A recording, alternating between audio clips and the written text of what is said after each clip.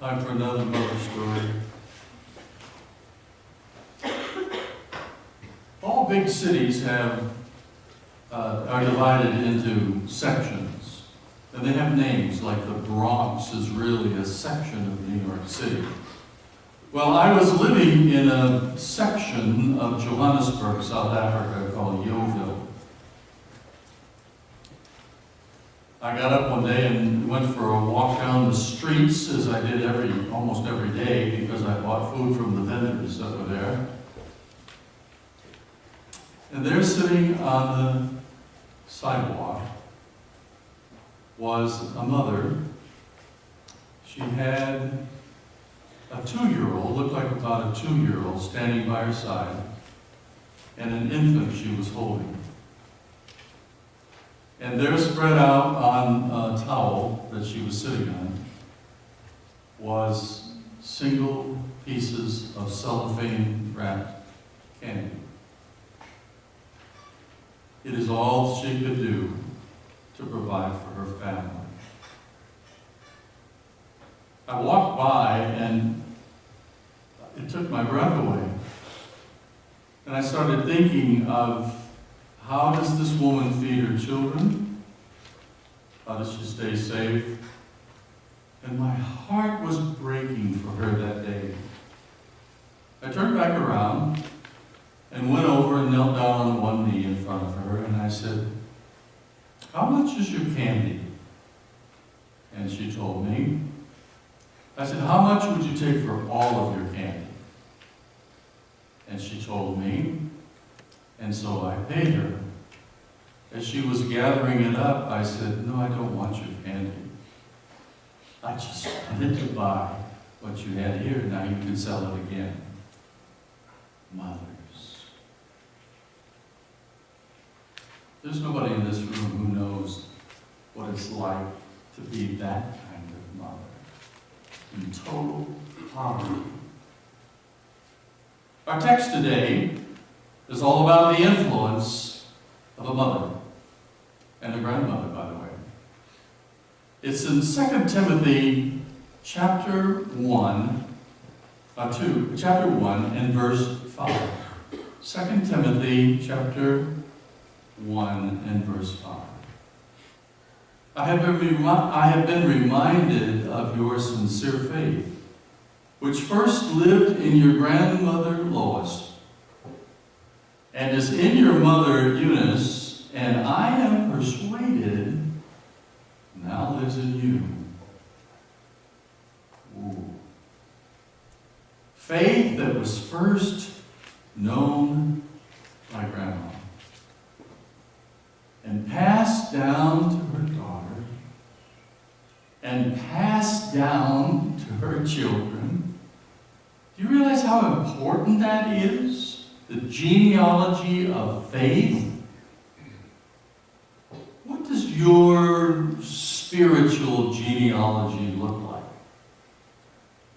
Well, I can think back to my grandparents and their influence on me and my family, and now my children and their children and their children. It does get passed down. Well, what does the word mother actually mean? Well, you may be surprised to know that there are more versions of that definition than you might imagine. First of all, as a noun, it means female parent. We are all aware of that. But it's also an adjective. It's an adjective like the mother bird, and that distinguishes which of the birds is the mother bird. That's a specific role. It has to do with the character and the gifts and the attitude of a mother. But did you know it can also be a verb? That you can mother someone?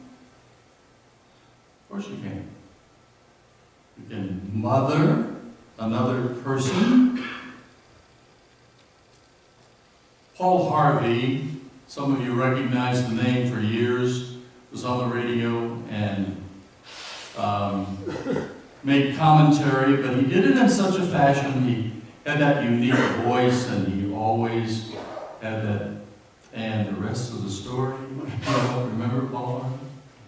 Maybe some of you remember Garrison Keillor, who also used storytelling to help communicate. Paul Harvey, a number of years ago, was a master at words, a wordsmith, I would call him. And he wrote a story, if you will, about farmers. Maybe some of you even remember the story Paul Harvey wrote about farmers. And what I've done is I've taken the farmer out and taken the principal and inserted mother. Please hear me out. I give you credit, Paul, wherever you are today. This is not my originality. On the 8th day of creation, God looked down at his paradise and he said, I need a caretaker. So God made a mother. God said, I need someone willing to put others before themselves. Someone who's willing to work hard. Someone to buy food, to cook dinner, to clean the table, and make sure her children have enough to eat before she sits down and eats her cold meal herself. All the time enjoying watching her family be full. So God made a mother. God said, I need someone who's strong-willed, strong-minded, but kind-hearted enough to heal a child's wounds, wipe away their tears. I need someone who will watch over and advise and lead by an example. So God made a mother. God said, I need someone who will help with science fair projects. And when they don't win the blue ribbon, are willing to say, maybe next year. I need someone who will stay up all night to soothe a crying baby and not complain when it's already Tuesday and they have only had 5 hours of sleep this week. So God made a mother. Someone who will watch a child take their first step, cheer at the soccer game, pick out her prom dress, and dry her own eyes when she sees her baby go off to college. So God made a mother. God said, I need somebody to show her child the ropes, instill values and morals and discipline with kindness, someone to nurture and encourage. So God made a mother.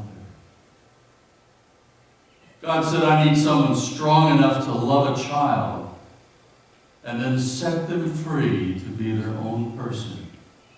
Someone who will celebrate small accomplishments, teach important lessons. I need somebody who will protect the home, hold the family together during stressful times. So God made a mother. God said, I need someone to create strong bonds in the family around which every member will gather. Someone not afraid to get on her knees and pray with her children. Someone who can laugh and then sigh, and someone who can reply with smiling eyes when their child says, when I grow up, I want to be just like Mom. So God made a mother.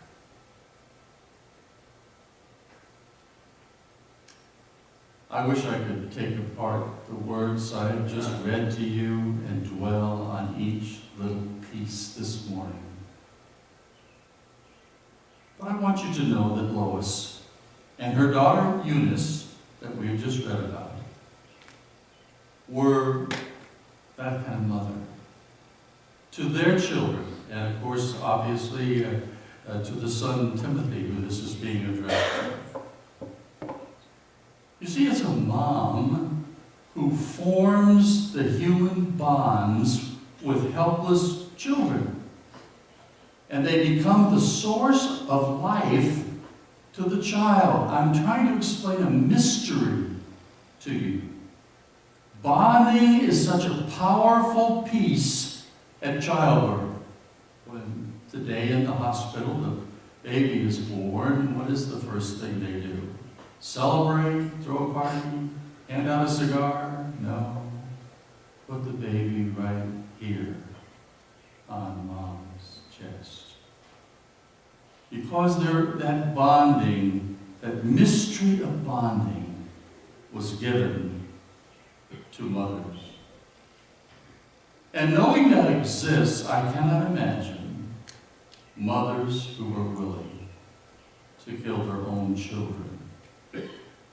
This mystery, this unseen power of newborn babies, it is seen everywhere in God's creation.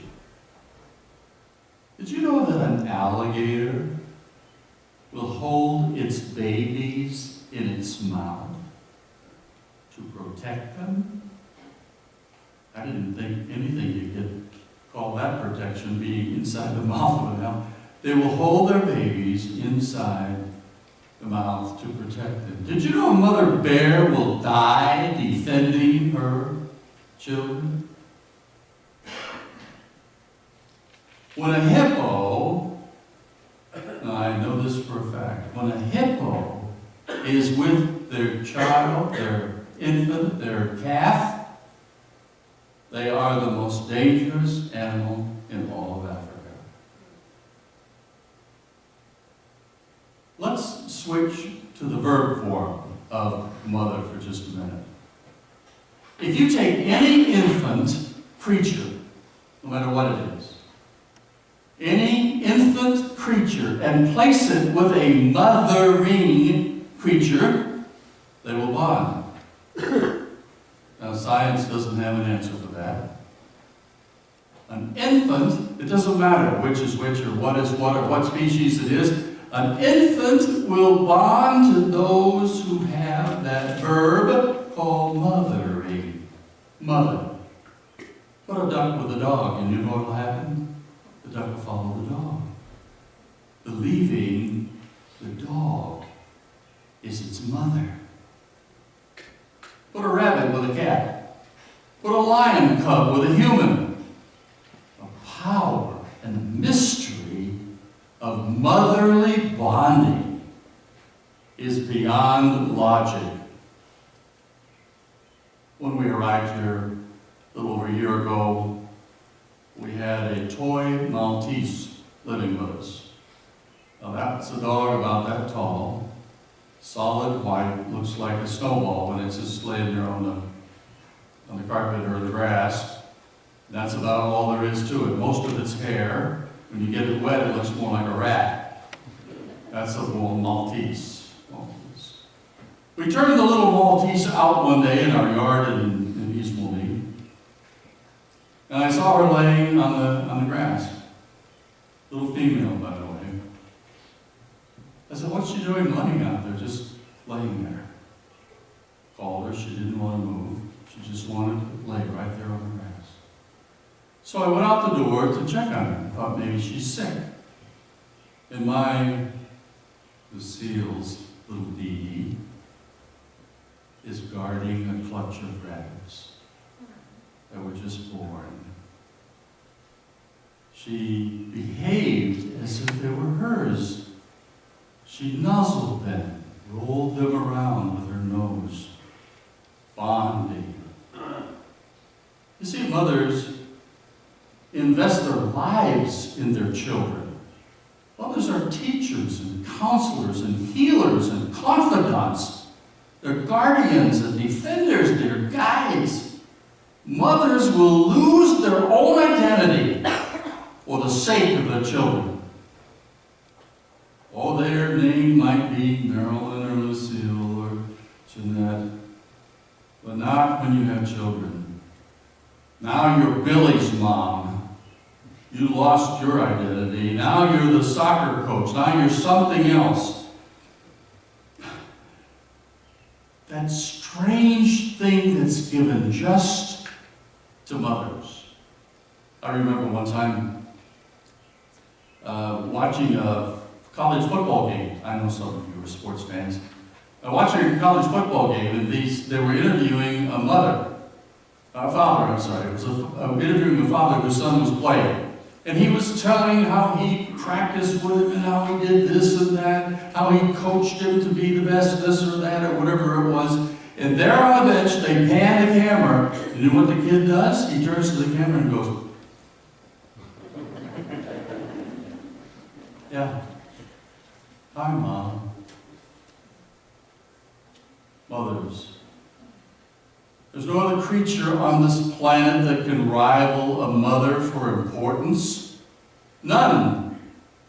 Importance to the family, importance to the community, importance to the church. You see, it's in the church, the mothers form the backbone of every church. I don't care what denomination it is. Who are the pillars in the church? They are the mothers. I know who they are. You want to take a gender poll this morning? You'll find almost every church, mothers outnumber dads in church. And you know, one of the reasons I think that's true is when God gave himself in Christ in love, that's an emotion, love in emotion. He gave to mothers the ability to interpret emotions to the world and the family. You got a son, he probably forgot it was Mother's Day. Not every son. I saw a son here this morning. But you know what I'm talking about. You mothers, you have the book written on relationships right in your own hands. Such great gifts have great responsibility to go with them. Grandmother Lois passed it on to her daughter. Her daughter Eunice passed it on to her children, such as Timothy. Not only her capacity to love and her faith in Jesus Christ, but her ability to trust in God came from her mother, his mother. Eunice gave birth to Timothy, and he was the benefactor of 2 generations of women who loved God.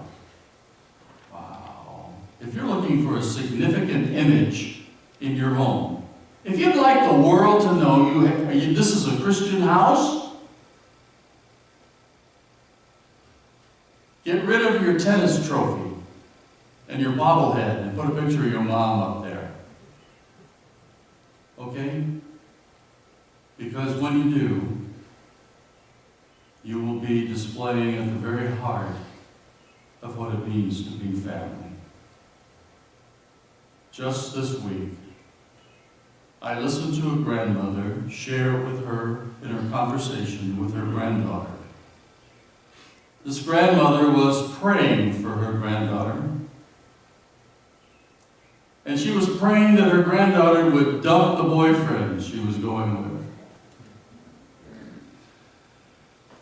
And the granddaughter said, Grandma, I want you to know your prayers are answered. I got rid of it.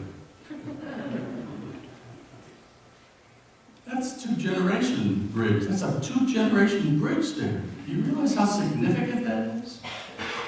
And when the granddaughter began to tell her friends about this, as kids do, teenagers do, her friends were stunned that Grandma prayed every day for her grandmother, for her granddaughter. God is interested in everything. He's interested in who you choose for friends. He's interested in the decisions you make in life. And mothers are the key to holding all of that together. They are the guardians of relationships.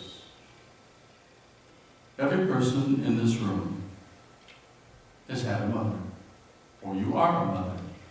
Or maybe your mother is here with you today. Every person, I'm speaking to everybody that's here. Mothers are the fabric, listen to me, the fabric upon which any church is woven. We could do without stained glass. We could do that. We could do without hymnals. As great as the music is in the back, we could do without the music.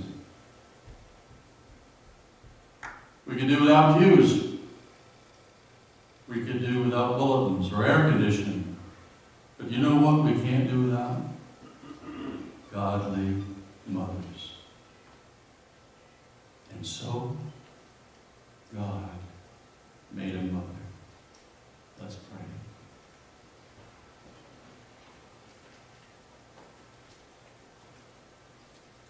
Father, today, you know my heart, and you know my feelings about moms everywhere. They are the gems, the jewels, the crowns of all that we stand for in our family, in our community, in our home. They are not held up enough, oh God. They are not appreciated enough. We do not love them enough. We do not do enough for those mothers that create for us the world in which we live, filled with the love of God. Thank you today, O Lord, for mothers. In Jesus' name, amen.